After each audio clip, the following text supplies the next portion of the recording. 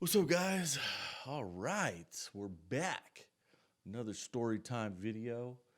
Um, so before I start, I gotta do my little ad for Discord. If you're not on the Discord, nobody likes you. You're stuck on the old internet, Twitter, fucking Facebook, Instagram. You're just scrolling. You're fucking liking chicks with fat asses on Instagram, looking at the same old dusty fucking recycled stale memes, being a huge faggot, not getting pussy, jerking off to the same old shit, probably going to the same old fucking videos on Pornhub, whatever it is. Well, check it out. Discord. What is Discord? Discord is, well, it's the difference between a man and a boy. A boy has a tiny cock. A man has huge girthy cock. So, do you have a little cock? Do you want to remain with the little cock guy, or do you want to be fucking dope, dude? Muscles fucking protruding, straight big dick status. Everyone's scared of you on the internet. Actually, but nobody knows because you can make your name whatever the fuck you want, and you could post your little cock, and people can rate it, and you can say whatever you want. You could be a fucking weirdo or a fucking whatever. I don't know, dude. It doesn't matter. Yeah, you might get be trolled and made fun of because hate speech is free speech, you little faggot. So that's Discord, dude. Titties, butthole. I mean, dude, we just had a fucking gape battle, dude. Yo, fuck Twitter, fuck Facebook. Dude, I got banned on Facebook for saying something about a feminist making me a sandwich and some meme, and they banned me for a month. Are you fucking kidding me, bro? Like, no, that ain't the internet that I grew up with. So ask yourself, do I want to be a little dude on the internet jerking my little tiny dick, or do I want to be a dude who actually could fucking has big ass muscles and a huge girthy cock, and you just want to fucking you get pussy on the daily, dude? You know how many motherfuckers get their dick sucked on the Discord? It's insane, dude. It's insane. It's like fucking insane. Anyway, so yeah, if you're just ignoring this, you're a faggot. I want you to know that. Actually, turn this up. You're in your car, so the people next to you can know. Hey, this guy's a faggot. Hey, the guy. Hey, can you hear this? Yeah, I'm a faggot. Woo! There you go, faggot. All right. So, anyways, let's get into the story time. You. All right. So this is called. Well, when I wrote it in prison, I named everything. Um, so I knew what the fuck, how to separate stuff. Because, when I wrote the book, it was just one big, like, just kind of, it wasn't really in a timeline or anything, but it was just like the beginning and the end of Is Anyone Up? And, yeah. So, anyways, this is called Rolling Stone. Well, I'll just get into it because then you'll know what the fuck it's about, right? All right. So, anyways, so after I shut down Is Anyone Up, my website, rest in peace, we set up a goodbye tour. I used to do shows all over while the site was in its prime.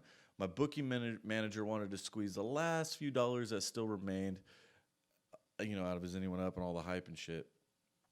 I wanted to just get fucked up and travel for free. It was summer 2012, and we set up shows all around the United States, like biggest cities, like the mains, the hubs, and some of the biggest shitholes too.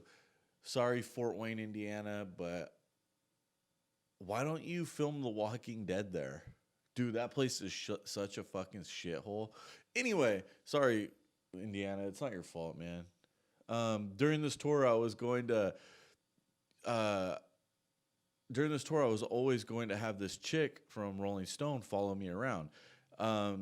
So Rolling Stone contacted me and they're like, "Hey, can we come on your next tour with you? We're gonna document the whole thing." So she was gonna follow me around. She had been with me at my house and chilled with my friends in California for a few weeks, and she wanted to finish the story she was working on with me on tour. Bless her heart. I just don't think she knew exactly what she was going to witness. She would drink with me sometimes, and we'd get her to smoke some weed with us, just little shit. Just, I guess, like, to embed herself in the situation. She hung with us then, but never did some like true scumbag shit. She didn't let us like run a fucking train on her or anything. She was pretty tall. She was really cute, like super pretty. No, I didn't try anything with her. She wasn't into me at all. She was like a good girl with her head on straight. I mean, she had a real job. Most journalists, quote unquote, are pretty lame and boring people anyways. That's why they write about other people who actually do stuff with their life. I mean, that's why you become a journalist, because you're a fucking loser. Anyways, it's so easy to just comment on other people. I mean, let's be honest. Why do you think there's so many fucking news shows? Because there are so many goddamn dorks in the world. Anyways, so I'm kind of ranting, but the bitch who did my Dateline NBC interview wanted me to take her down so bad, but it was just too easy. No chase, no boner. I will say though, Alex, the girl from Rolling Stone, out of all the interviews I've done, she was the most fair and never lied about what I said or took, what I said or did out of context. So for that, I really do have a lot of respect for her, because no journalist, quote unquote journalist, do that shit. You gotta understand, like everyone goes, "Oh, you're banned from the internet for life. What are you doing on the internet?" When the fuck did it ever say I was banned from the internet? Everything's a fucking clickbait title, dude. Everything. That's all it is. That's why, this whole fake news thing, like, gives me a goddamn fucking boner, dude, because all they do is lie. That's all it is. It's fucking lies. Hold on. So, as someone who's like, I was on like, as far as like this internet liberal shit goes, where like they actually attacked someone, they tried to take me down and all this stupid shit, and they made laws and all this dumb fucking retarded shit.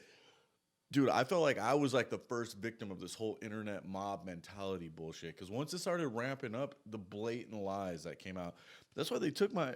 Sorry, I'm fucking ranting. I shouldn't go into it. Anyways, we'll get back to the story. Fuck it. Obviously, I'm still a little upset. All right, deep breaths under. Anyway, I did a party in Long Island a few times, and it was always a good turnout. It was in this weird bar / club, but it had a downstairs, like for with a bar. It was like a club downstairs. It was really dark and it had a little DJ booth. We had some of the fucking most awesome shows there. And my boy Carlos at the time, who's a huge faggot, by the way, who went when I was in prison, did a fucking documentary about me and just made up all these fucking lies. I guess he has nothing else going on in his life with this fucking beat up girlfriend. Of course, I'd go and do that too if I had to be fucking that thing. Anyways, fuck. So at the time, this dude Carlos, he had gotten a DUI the last time we played there.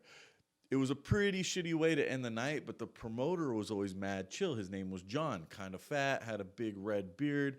Him and my booking manager hooked up to book some shows for me on this final Is Anyone Up tour.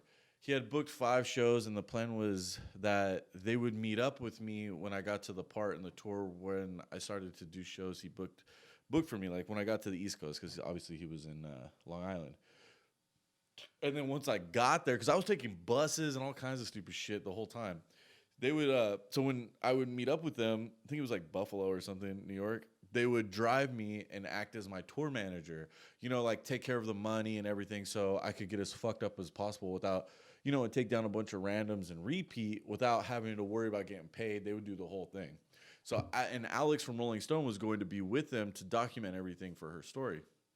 I had already made up my mind that I was going to end up in jail or dead, so I could, when she told me she was going to do the story, I mean, I already knew. I'm like, yo, I'm fucking burning down a building, dude. I'm going to come outside on fire, dude. Like, just melting. Like, Alex Wright, the best story ever. Anyways, so I had already made up my mind that I was going to end up in jail or dead so I could give her the best story possible. It's all about numbers, bro. Woo! So, fuck. I might need to split this story into 2. Okay, never mind. I'll combine it. Whatever. After about 6 or 7 parties, I meet up with everyone in Buffalo, New York. When they meet me, I'm looking like a straight up war veteran, all hungover, dehydrated, hungry, with black circles under my eyes, dirty clothes on, all sweaty from the night before. They met me at a bus station. I had to take a Greyhound from Boston, Massachusetts to Buffalo, New York. John, the promoter, the dude with the beard, had booked the first show for me there. I grabbed my shit and put it into this tiniest little white death trap, like fuck, I don't know, like a Taurus or I don't fucking know. I don't know what kind of car it was. Honestly, it was way too small though. It was jam packed because we had like this. Yeah, I don't, dude, hold on. We'll get into it. So Alex from Rolling Stone was with them. John, this fat kid that was going to be opening up for me each night, and the girl who owned the car, Caitlin or something. In my mind, she looked like a Caitlin. So whatever, let's just call her that. Anyway, so yeah, it's crammed. I get in the back seat and I fall asleep immediately. We pull up to the hotel in downtown Buffalo. I take a quick nap and we get up to go eat. And now I'm thinking, fuck, okay, now we will see if these people are going to be chill or annoy the fuck out of me for the next 2 weeks or whatever. I mean, I just knew how this shit goes, you know? Like, yeah, you say the highs and all that shit, but how long until they start annoying the fuck out of you, you know? And I get annoyed pretty fucking quick, especially when I'm hungover. Like, I'll fucking fight the whole world, dude. There's not an army in the fucking world that's going to stop me from fucking not being annoyed. Anyways, we're going to spend every second with each other, obviously. So we go and eat at Chili's and sit down. Immediately, I order a Jack and Coke and just listen to them talk. Just talk, and I'm begging God in my own mind to let the sun go down so I can see again because I'm so fucking hungover. My eyes become crazy light sensitive when I'm hungover. Maybe it was the hangover, but right away, I was already annoyed. I was already annoyed by all of them. Maybe it's because they were all ugly. I'm not saying I'm super hot or anything. If I'm ugly, I wouldn't want to look at me either. It's like when I'm really into a band or something, then I see a picture of them and they're all ugly. I'm just not into them anymore. They just were trying too hard and I just wasn't into it. And the kid who came to DJ, like open for me, seemed like a little bitch. He was tall and big, more fat than big though. He was maybe like 22 or 23. That Caitlyn girl was kind of cute and had a decent body, but not much else. So we just chill there for like about an hour, and I had 3 or 4 Jack and Cokes and was finally feeling human again. I posted on Twitter to see if anybody wanted to chill before the show. I really just wanted to get some blow. I met some girl in the DMs and she came. God damn it! Hold on, I'm getting a phone call. Hold on. God damn it. Hold on, guys. I'm sorry. I'm so sorry. I'm just sending the text message. I could have paused it, I guess. Anyway, my buddy got a new microphone, so I don't know if you guys.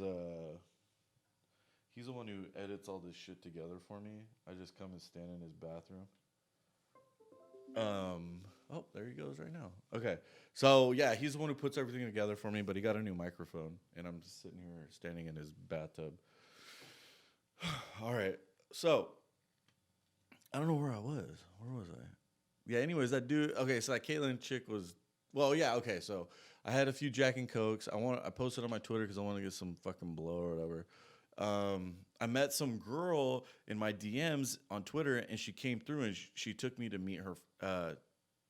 She took me to her friend's house, basically, and we just chilled. And I got pretty weird, and then I mobbed back to play the show. Nothing crazy happened. The owner of the venue wanted to hang out, and we just did blow in the back of the venue and had some girls that were meh, nothing fancy. I took a cab back to the hotel and called it a night. I wake up in the afternoon because we have to drive to another party. And this is where everything sort of started to fall apart. I started drinking really early, I think with breakfast. I was playing at this place. My friend Carlos, or now recently not friend because I kind of fought him at a party in Long Island. Whatever. Anyway, I already explained it.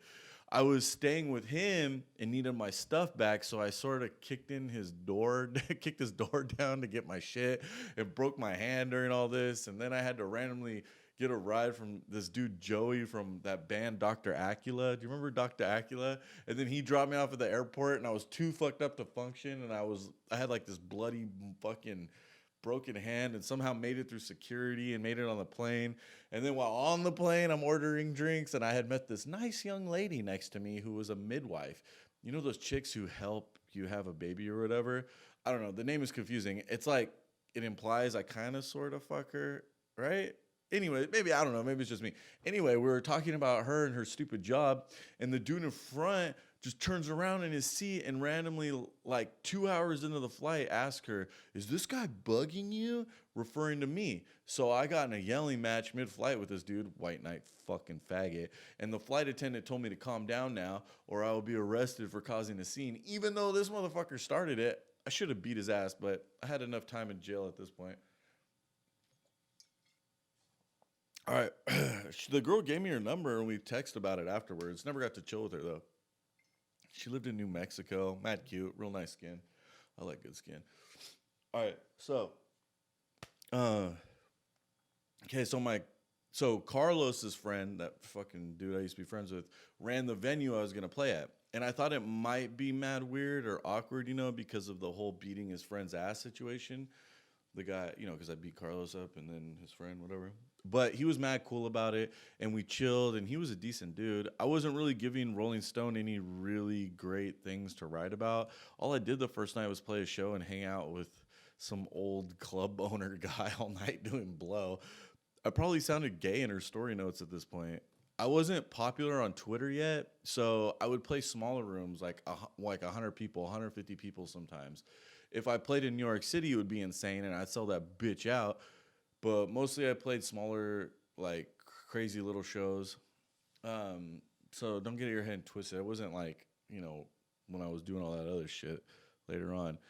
This night wasn't any different. It was like a theater where they have huge shows, and then there was like a little side venue. It was pretty big there. I mean, there was about 200 people that showed up from what I remember, but I was 100,000% beyond fucked up. Before the show, there was 3 or 4 DJs before me. I was in the back with that DJ kid that had been driving with us. And we were shooting pool. Man, this dude, he was just bugging the fuck out of me. Just saying stupid shit, like those passive-aggressive little comments, And he was probably just trying to fit in, but I don't know. I don't really have it was just getting fucking annoying. I just would kind of laugh and keep playing pool. He goes on and plays his little set, and I talk shit about him to Caitlin and John, of course, the people that were driving us around.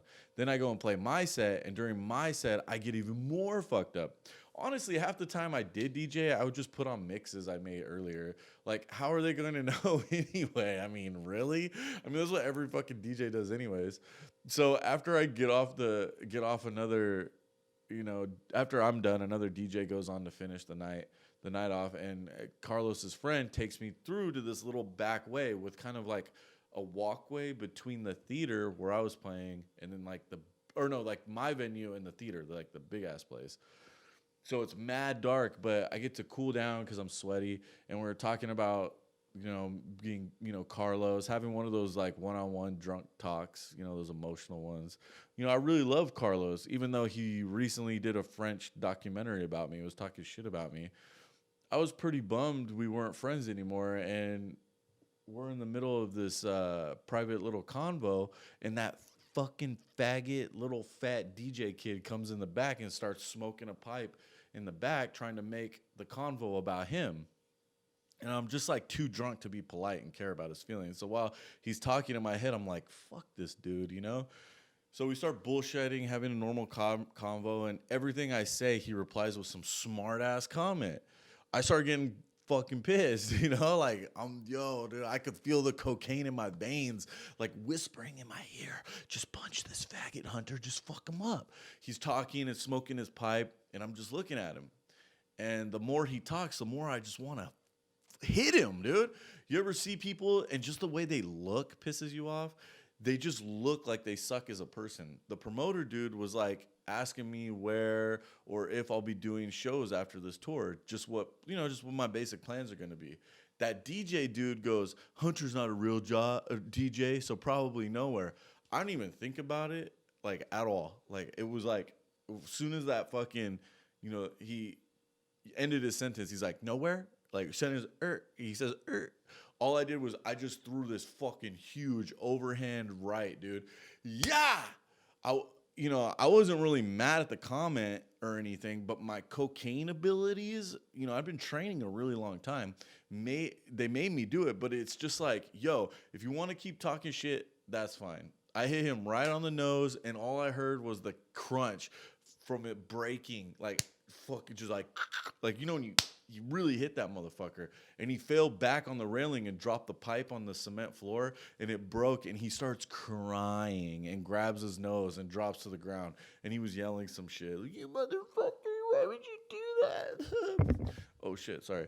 So the promoter and I turn around and look at each other, and he starts dying laughing. And then after a good like 2 or 3 minutes of it, like while we were mutually laughing together, he's like, "Yo, get your shit and let's get you out of here." So I grabbed my backpack, and I was inside the club while the party was going on, and I'm getting my shit together, sort of like kind of taking my time. I get real elderly when I'm fucked up. I don't know if anybody else is like that. The promoter dude rushes up the stage, like, "Grab your shit right now. We have to go. He's calling the cops." By the time I start walking out of the DJ booth, the door guy comes up to us and is like, "Hey, cops are here. They want to talk to Hunter." He turns around while we're in the middle of the dance floor, and he's like, "There is an exit out back, but you have to jump over some shit. Let's go." So we walk really fast out the bar and through the kitchen into this dark hallway, and we had to use our phones as light, and he starts to use his shoulder on the door. Like, we get up to the door, right? It's hella dark. We're using the phones. So he's using his shoulder to, like, bust open the door. All right. So anyways, I don't know. I just lost my place, dude. So anyways, after like a few good pushes on his shoulder, he gets it open, and there's all these garbage bags and shit everywhere. But it's like right when you get out there, there's like a super high piece of concrete, like no stairs, and leading down to the ground. But I couldn't just walk down there because there was a fence, like a chain link fence, from blocking me from going anywhere. And there's like, it's just mad crackhead alley shit. He's like, "Dude, just jump down and go to the park right behind this building to the right and chill there, and I'll text you when the cops leave. So keep your phone on." I'm like, "Fuck, man, for real?" My bag had my computer, my DJ controller in it, and the cops will most likely take it or something if I got arrested. So I'm fucked either way. I hang the bag over the fence with my arm so I can maybe lessen the blow or for it to take less damage. When it drops, I let it go. It just sounded like everything broke right when it hit the ground. So, hold on. So I hop over the fence and I grab my bag and take off to find this park he's telling me about. You have to understand, I'm fucked up, like stumbling fucked up, like one eye open. So it was going to be hard to find this park or anything really. I take off and open my phone and use the little map thing to find where this park is. It guides me to this park when I get there. There's all this shit in the park, like rolls of plastic, like huge rolls of plastic. I go to the middle of the park and go sit down next to one of these plastic roll things to put my back against it and take my backpack off, basically to just see if the computer and all my other shit's okay. I had a beer with me and a tiny bit of blow. It was nice outside, and I was just chilling, hiding from the cops in this park, working on my computer. I noticed with my peripherals, this thing getting closer to me. I'm fucked up. So I turn and look, and it's this fat black bitch on her golf cart. Nothing against black people. I'm just saying, like, so you guys, it's a visual thing. I can't believe I even have to fucking say that. So anyway, she looks at, like, she's sort of retarded. So, like, in my head, I'm telling myself, "Oh, don't be mean." Then she opens her mouth. "Get off Jim's shit, asshole." So I stay seated, kind of mugging her, like, "What?" She says again, "Get off Jim's shit, or I'm waking him up, and he's gonna fuck you up." I said, "Fuck you, dumb retarded bitch. Call Jim." She burns off to find Big Bad Jim, I guess. So I sit there for another 10 minutes, and then I see her come back. She's like laughing. She doesn't say shit, just laughing and driving by in her golf cart. I kind of just ignore her while I play with my computer and make sure everything was cool and working. And 2 minutes later, another golf cart parks in front of me. And it's this tiny blonde with huge tits, short hair, and this huge white dude with long hair. He was huge and half asleep, and he's all, "What are you doing fucking with my security?" I was like, "I came to sit in the park, dude." And she drove up talking shit. He goes, "She told you to move, right?" I said, "Nah." He's like, "You can move or I'll make you move." I was like, "You know what? Fuck this dude. I'm all high and drunk thinking I can take this dude." I just kicked the roll of plastic or whatever, and it was And I just said, whatever, man. I kick his fucking roll of plastic. I don't know what it was for. It was like a tent or something. And I said, man, fuck you. Move me then. He just walked over to me, and that's all I remember. Motherfucker hit me so hard. When I came to, I was still holding my beer. I must have clenched it or something. It didn't break, but the tip of the glass part where you drink from it, like it had like cracked off. So I must have like fell back with it. Anyways, I get up and try to get my legs, and they're not able to get under me, and my head is like all fucking bumped up in the back. I grabbed my shit and just kind of walked out. The dude and his chick just stared at me. I don't know if they were saying anything, and I'm sure they were talking shit though. I don't know. I would be too. So as I'm leaving the park, I noticed two things. My collar is wet, and there's a huge sign for a fair coming up. I guess that plastic shit that I kicked was for a tent or something, and my head was bleeding in the back, but nothing crazy that I needed stitches or anything. I couldn't feel any pain, though. I must have still been drunk. I just kept walking, and I noticed I went too far because I could see the cop lights flashing and see the front of the theater where I played. So I just turned around and found some big ass bush in front of the building, and I hide in it like a bum for a while. And I just checked my phone and read all the texts from everyone. Alex from Rolling Stone, that chick that's with us, was like, "Oh my God, what happened? Cops are looking for you." And a bunch from that John, the promoter who set up all the shows, and that girl, that Caitlin that was driving me around or whatever, was like, there was like 100,000 texts from them. And then there was a message from the manager and shit who'd snuck me out, and he was giving me a whole like update, like a play-by-play of everything that was going on since I had, took off. I really only remember one text, and he was like, "Man, you broke the kid's nose, and the cops are looking everywhere for you." I just wrote him, and I put, "I'm hiding in a bush. They can't find me." You. All right. So anyways, I'm starting to get bored in this bush, so I get on Twitter to look to see if I got any DMs from some hoes who were at the show. I thought if I could get a ride to a hotel or somewhere and pass out or just keep drinking, then I'll be good, I find one cute girl and a little fat but semi-cute. I go and climb out of the bushes to find, because I hit her up and she's like, "Where you at? Like, I'll come pick you up." So I crawl out of the bushes to find where I'm at, like look at the street signs. So I use my tracking skills. I learned fucking bitches on their parents' farms. So I look at the street signs and tell her where I am so she could pick me up. And then I crawl back into the bushes and wait for her to get there. I see car lights. They were the only car driving down the street, so I figured that's them. So I climb out of the bushes and I flag them down, and they mob up to me. And there was like two girls and one guy in this Jeep Cherokee. Bottom half two looked at me like I'm retarded or something, or like the first two, they just looked at me like I'm retarded. I get in the car and I tell them what happened, and I tell them, take me to the fucking hotel or wherever, somewhere to the airport, wherever. We get there and they want to chill, so I get a hotel and start drinking again. And I tell them I'm pretty sure I just got knocked out in this park, and we all laugh. You fucking idiot. So I call Alex, the Rolling Stone girl, and she's freaking out. She tells me that she's at the hospital with everyone. She said they were going to drive home and they can't finish the tour with a psycho. I wasn't tripping. I wanted a week off to sleep and then, go back to New York City and play Webster Hall. I told Alex from Rolling Stone, I don't know why I have to keep doing that, I'll meet her in New York, and we'll just, we'll hook up then. She wanted to know where I was. I don't want to give her a hotel address just in case she rats me out to the cops. Like, she's not some hood chick. Not that you have to be hood, but she just didn't know basic, courtesies of the street. I mean, you ain't going to give me up, bitch. So she said she understood. I mean, it's not like she was paying for any of the shit that was going on. Like, she was traveling, eating everything on Rolling Stone's dime. Jesus Christ. That was a good thing about having her with us on the road, though, because she paid for everything. Dude, this fucking number keeps calling me, dude. Like, I don't know I don't know if you guys ever get these numbers. Like, it's a fucking Ohio number. And then they call me 3 times a day. Rogers, Ohio. All right. Anyway. All right. So, where the fuck is Rogers, Ohio? Wait, okay. So what happened? I forget where I was. All right. So anyway, I don't know. They were fucking hit me up or some shit. And, Rolling Stone was paying for everything. So the next day, I had my manager come pick me up and drive me from the city. like my actual manager. He was pretty mad at me. He said that John was pretty upset about everything and we owed him a ton of money and whatever. Fucking sue me. I was running low on cash and now I'm paying for a hotel in New York City for a week. I get that. I guess that was my punishment. I got a hotel at the Lexington Hotel. Nice spot. My friend Sam at the time threw parties there. So that was convenient. It was about $300 a night. So that was starting in to eat my profit for the tour. Whatever. I don't really do anything for the whole week I'm there. I just sleep and just got fucked up. I just go out, grab food, head back to the hotel so I can pass out again. That's like really my routine, dude.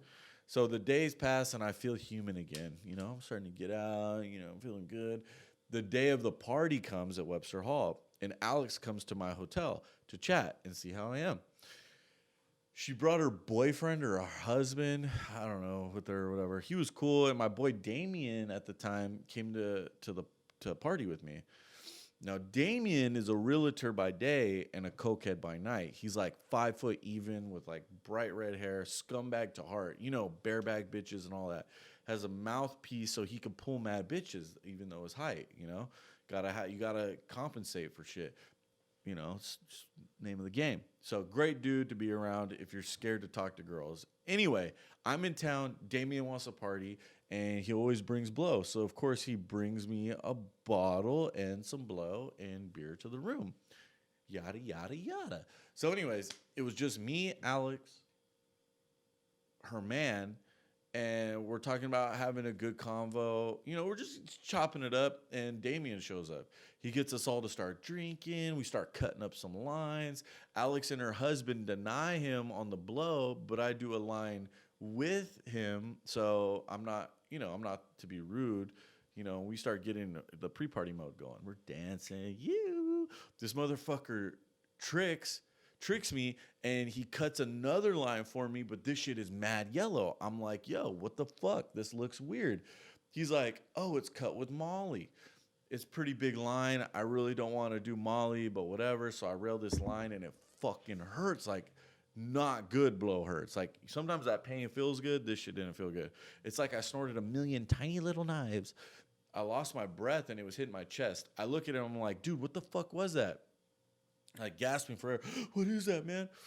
He like, oh, I'm like gagging thinking about it. Dude, I'm really gagging thinking about it. I hate that shit. Ugh. All right, anyways. Ugh, I don't miss that at all. Hold on. Ugh. You know what it is? Like, I think of the drip, dude, and it stresses me out. All right. So I'm hitting my chest, you know, like,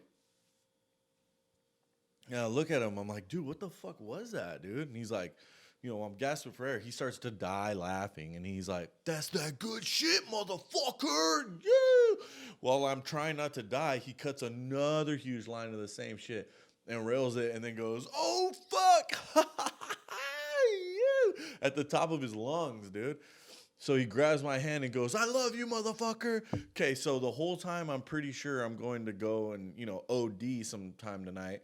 I'm not sure that's possible on cocaine, but my heart is going nuts. I just look at him and I go, fuck you, what was that? He starts laughing again. Ha, ha, ha, that's La Bala. Then he goes one of those Mexican yips. Yip, yip, yip, or some shit, or like, yee, yee, or some shit. I don't know. I'm like, no, for real, what was that? And I'm getting pissed. He's like, dude, it's called the wash. Basically tells me it's this thin layer of coke that rises to the top of the coke bucket when they cook the shit, and it's like retarded potent. It cost him like $360 a gram. He bought us an 8-ball. So I sat there listening to him talk about it, and when he finishes, we did another bump of this. I had a little Marc Jacobs spoon on my necklace, right? And that's how I do my bumps. All cute and shit, have my little pinky out. We look at it, and we're like, you know, oh, I don't know, dude. I don't know how to explain it. Like, when you did a bump of that shit, it felt like you fucking joined ISIS after hitting it. So anyways, he screamed and yelled, and we hugged, and we giggled, and we laughed, and we chased each other around the hotel and wrestled like two little coked up faggots. It's about 11 p.m., and I'm supposed to play at 12, and we all decided it's time to get a cab. We get dropped off 3 blocks away. We're way too fucking high and wanted to sweat it out. So we basically sprinted to the club, to Webster Hall, in a matter of minutes. You know, we did like 5 blocks in 3 minutes. Alex and her boyfriend were struggling to keep up. We met up with another friend, Marty, on the way. And God damn it, dude. Everybody's fucking calling me. So we met up with another dude, Marty, on the way there. Another redhead, I swear. I don't know what it is. I collect redhead friends like it's nothing. I don't know what it is about redhead people, though. The redhead people are fucking cool. I don't know. I never really collected anything, like bottle caps or some shit, but I unknowingly collect redhead friends. Life. So we meet up with Marty and we give him a bump, and then he asks why, he's looking at the Coke and he's asking why it's so yellow looking. Damien goes, "Shut the fuck up, Marty." And Marty goes ahead and hits a quick bump. And now he has joined us and understands what we understand. We get into the club. Webster Hall is like a 3 or 4 story nightclub at the bottom. And, at the bottom, there's a bunch of smaller little nightclubs. And then one bigger room that holds like 200, 300 people. We walk downstairs, and the place is fucking packed. All the freaks from the site are there, dude. Like, all this anyone up fucking weirdos, like Butthole Girl, fucking the paraplegic with the weird green pussy. We got a couple of nargoyles. Like, yo, it was crack-a-lacking, dude. So, anyways, I head to their little shitty green room off the side of the stage, and Damien and me and Marty, along with Alex and her fucking husband, head back there. So as soon as possible, like soon as we got to a surface where we could do this shit, when we got back to the green room, we start cutting up some lines. We get some girls, and we're all just chilling, waiting to play my set. Fucking shit's good, Damien wanders off for a bit, comes running up to me, and is like, "Dude, Butthole Girl is here." Immediately, I'm like, in my head, thinking, yo, she could stick stuff in her ass on stage or something cool, So I'm like, yo, go get her and bring her to me at once. She is summoned. In this back room, there's like these 2 security guys that keep telling me and Marty and Damien to calm down. We're getting too crazy. But we can't, dude. We're fucking on one, bro. We've joined. This is it. This is our country, dude. We've conquered, we've painted the walls with semen. So anyways, when Damien comes back with Butthole Girl, we lose our fucking minds. I was so high, I almost started to cry. She does a bump with Damien and understands us now too. We're all in the same tribe. 2 seconds later, Damien is asking her about her butthole. So I thought, of course, to ask her to perform with her butthole. And she was all being shy and gay as fuck and is like, "Oh my God, no, I can't." We play her little shy game for like 5 minutes, and then she breaks down and goes, "Okay, fine." We all cheer and hug her. Yay! We had her spread her butt cheeks because Damien wanted to see her butthole in person. Oh, wait. Okay, I should explain who Butthole Girl is. Okay, so basically this girl would shove household items in her ass on my old site. Is anyone up? We would have the community vote on what they wanted her to put in her ass next each week. Okay, so that's who she is. So anyways, he kept saying she photoshops her butthole to make it look that big. He's just fucking baiting her to show her butthole. She ends up getting on the couch and spreading her ass for us. And Damien took a selfie with her butthole. Yeah. So anyways, I took it a little too far. I got a pen and had her stick it in her ass and autograph a napkin. I don't think I'd ever laughed so hard in my entire fucking life. I remember looking at Alex and asking her if she would put this in her story. "Hey, Alex, you fucking put this shit in your fucking Rolling Stone story?" She and the people were going fucking nuts, dude. But yeah, so she just had this horrible look on her fucking face. Anyways, so before the set, everybody's chanting. I could hear them in the back room. "Is anyone up? Is anyone up?" So I opened my sound bite from Anderson. So like when I'd open my set, I took a sound bite from when I was on Anderson Cooper interview, like when I would start my set. "Hunter, are you ashamed?" And then I'd go right into some Waka Flocka or whatever fucking song it was. So at the time, Damien was right next to me, feeding me drugs and drinks with Marty and pulling up girls. Every time I have DJ'd, I always become like the drug holder. Girls just stuff drugs in my pocket and come back later on throughout my set, and then they get it out of their pocket because I'm going to be standing there for an hour or two. So anyways, we party, have a good time, and we get fucked up. I can't see the computer screen anymore while I'm DJing, so I put a mix on. Not like anyone will know, like I said before. I'm getting towards the end of the set, and I whisper to Damien to get Butthole Girl on stage. He gets her and comes up to me, and I grab her and I tell her, I want you to get in front of the stage and pull your pants down and show your asshole. She's like, okay. So, damn, I thought she would argue or some shit. I turn down the music and I get on the mic and go, everyone, I want you to meet Butthole Girl. Dude, people went fucking nuts, dude, and started chanting, Butthole Girl, Butthole Girl, Butthole Girl. She's in front of everyone and smiling. I go, show them. I go, show them how much you love them, or some stupid shit like that. She turns towards me and bends over, and everyone starts cheering. Like, she pulls her pants, spreads her ass. Damien is like dying laughing. She's doing it, dude. Then Destiny pulls up another girl and another and another, and the whole stage is just full of these girls dancing, showing off their assholes. We party like this for another 10 minutes or so, and I give a quick 5-minute speech and walk off. Apparently, there's another show after mine with a bunch of like trannies and drag queens. So I chilled in the back with a bunch of girls, Alex, Butthole Girls, and of course, like Marty and Damien. We started doing that lavada or the wash shit that Damien brought. We were all on one except Alex and her boyfriend or husband or whatever. Damien goes, hey, Rachel, want to come back here? And I was like, yeah, have her come by. Well, she was yelling at a girl that, because we could see her through the door. Another girl. That's why I'm just saying a random name. And there was these drag queens like getting ready for their show in the back. The problem with this green room was the only way to get to us was over the stage. Like, you had to go through the corner of the stage to get to us, like on the left-hand side. Like, you go up steps to go down steps, if that makes sense. So there was this door, but those fucking faggot security guards didn't want to open it up. Like, there was an actual door on the other side. So anyways, I turned to Damien. I'm like, yeah, man, have her come in. He goes over to get her and walks over and up the stairs out onto the stage and goes to like bring her down the stairs. And I'm in like mid bump. Like, I have the key with the coke going up to my nostril. And I see this drag queen say something to that chick, Rachel. This Rachel girl is like tiny, like barely 5 feet tall and cute as fuck. Cute little butt, big tits. A sweet girl, too. I thought when the drag queen said something to her, maybe he knew her or something. Nah, he hits her, dude, full on with his right hand. On the side of the head. And she's in heels and shit. She like collapses. Like, the fucking dude just hit her. So I looked at him and Coke Rage fucking activated. I grabbed the key. I was about to do this bump off, and I threw it at this dude in heels. And, you just hit this girl who's laying on the ground crying. So anyways, I threw the fucking Coke key, which was probably like $60 of Coke on the end of this fucking thing. And I threw the Coke key at the tranny, and Damien is like, yo, what the fuck?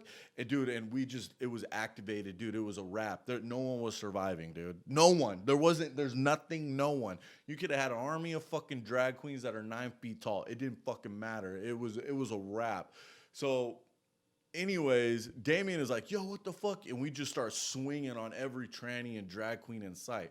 There was glitter, high heels, feathers, and all kinds of shit flying everywhere. I remember grabbing the one that hit Rachel, and he had hands like he could fight. And he hit me good in the temple, but I grabbed him by his little bedazzled little vest and started fucking just headbutting him, dude. I was high as fuck. Just, man, it felt fucking good. If you've ever been that fucking high, dude, I could have fucking broke a goddamn, I don't even know, dude, like a fucking tree trunk. So, and I couldn't feel shit. The security guards tackle me, trying to calm me down. I looked at Damien on the ground with no shirt on, holding a brunette wig, talking shit to the security guards that were snatched off this motherfucker's head. I saw all the girls huddled in the corner trying to take care of Rachel. I was like, all right, let me grab my shit, I'm gone. So the security guards let me and Damien, because, they piled on us. They let me, Damien, and Marty just leave, and we're outside Webster Hall, and this girl, Lauren, is like, hey, all the trannies you guys beat up are calling the cops. You should go. I was like, wait, they hit that girl Rachel, and they're calling the cops on me? And Damien was like, fuck it, let's bounce. After party. And so we start walking down the street and trying to get a cab. Damien was like, hey, let's do a bump while we wait. So we start to do a quick re-bump, got to redo it in the middle of the street. And I start texting everyone to meet me at the hotel so we could party. So, anyways, from down the block, this cop flashes his lights at me and he's like, "Hey, you!" And I look at Damien like, "Oh fuck! Here, take my backpack and go to the hotel." He takes my bag, and then while I'm handing it over, I remember all the drugs in my pocket. So I'm doing everything I can to throw out all these drugs while this cop is looking at me and talking to me. Like, I had drugs everywhere, the little pocket, the big pocket, back of my pockets. I must have had 6 or 7 grams of blow and some Molly on me that people shoved in my pockets. I tossed out my pockets as much as I could during the 15 feet while we walked up to this cop. Once I get up to him, and he's like, "Turn around." In my head, I'm like, "Oh fuck, really? Like, he's really doing this in front of the club?" Like, he walked me over there to arrest me in front of the club, dude. And he arrested me right in front of Alex from Rolling Stone and her husband. It was kind of awesome, like, hearing people yell out stuff, talking shit to the cops, like, "You're under arrest for assaulting one of the performers," one of, the cops said. In the club, I see Alex and all the girls who were in the back with us, and they run over to me and the cop to tell him everything that had happened. He was like, "Okay, listen, I believe you guys, but I still have to take him into booking." It was like Friday night, so I'm stressed because I knew I wouldn't be able to see the judge until, Monday or during the week sometime, so I'd be there all weekend. I'm just still retarded high at this point and joking with the cop, and he tells me to shut up and get in the car. I watched him talk to the girls and a bunch of people to get the story or something. He gets his partner, and they finally take me to the booking station, and they were all mad cool. They told me they got the whole story, and they would have done the same thing if a girlfriend of theirs got knocked out by a dude in a wig. But there's always a but. They had to follow protocol and follow up with all the complaints. So anyways, we get to the police station. So we get to the police station, and they go to search me, and of course he finds 2 grams of coke in my pocket. I told him I was trying to get rid of it, and he laughed and he threw it in the trash. It was super homie shit. The girls came in the station, waited for me while they fingerprinted me, and then they stuck me in a little holding cell with a bum and one random kid my age. We were all fucked up. So we became best friends, obviously, super quick. I told him to hit me up on Twitter whatever. Like, he actually ended up hitting me up a few months later. He's like, "Remember me? We were in jail together." And then when we met up the last time I was in New York, and he smoked me out. But anyways, I sat in the back there sweating my ass off for like 4 hours, like coked out. And then they finally let me out. And Damien and everyone was waiting for me. It was like 8 or 9 a.m. Alex from Rolling Stone and the girls looked so tired. We all went to eat IHOP, and then we came down together and gave me a ride to a hotel, and I had a couple girls crash with me, and I had a good time, and we all fucked or whatever. But anyways, so I woke up to the paper the cop gave me that said in a month I need to show up for court for sentencing. I was hoping I got Alex everything she needed for the article. A few months go by, I get a lawyer. They end up giving me a $5,000 fine and 16 hours community service. So I had to help a dump truck driver in New York City for 2 hours a day. He was rad, and I got to see the underbelly of New York City. Not even gonna lie, dude, like, that shit was like one of the coolest fucking things I've ever done. Like, I know it was like community service or whatever, but if I had to beat up a fucking another assloads of fucking drag queens or trannies or whatever to do that, I totally would. Like, this dude was like going through a divorce, and he was like drunk, and he was a city driver, and he let me drive this dump truck, which I had no business driving, all through New York, dude. And he would just sign my paper off. He'd be like, "I just need you to get me here, here, and here, and I'll sign your paper off and give you the 8 hours." Like, I only had to do 16 hours. So I only had to do it 2 days to drive this motherfucker around. But, dude, I got to see all these crazy parts of New York City, like under all these passageways and all this crazy shit, like what the city uses. It's fucking dope, dude. So anyways, great experience. So, yeah, so that was pretty much it, dude. And then about 3 weeks after I was done with all my court bullshit, I met up with Alex for my final interview in Manhattan. And she took me to eat at this cool little burger place and asked me in a serious and caring tone if I was going to be okay and if I could continue to live like this. All I could think about was if I could finally fuck her that night. But anyway, yeah, that was pretty much the end of the story. The Rolling Stone article came out, and it was a great story, man. Like, she didn't take anything out of context. Like, she just said what happened. And I still look like a piece of shit, but like, at least it was fair. it made a lot of people like me, and I gained a ton of fans, and that was like really what put me on from kind of ditching the Is Anyone Up shit. Even though now it's like completely stuck to me, but back then it was like that's how like when I was arrested, a lot of the people on Twitter didn't even know what Is Anyone Up was because I had a whole new batch of fans. So yeah, man. So I hope you guys enjoyed the story. As much as I did living it. So, all right, guys, I love you to death, and I'm going to have my boy edit this and put it online. All right, guys.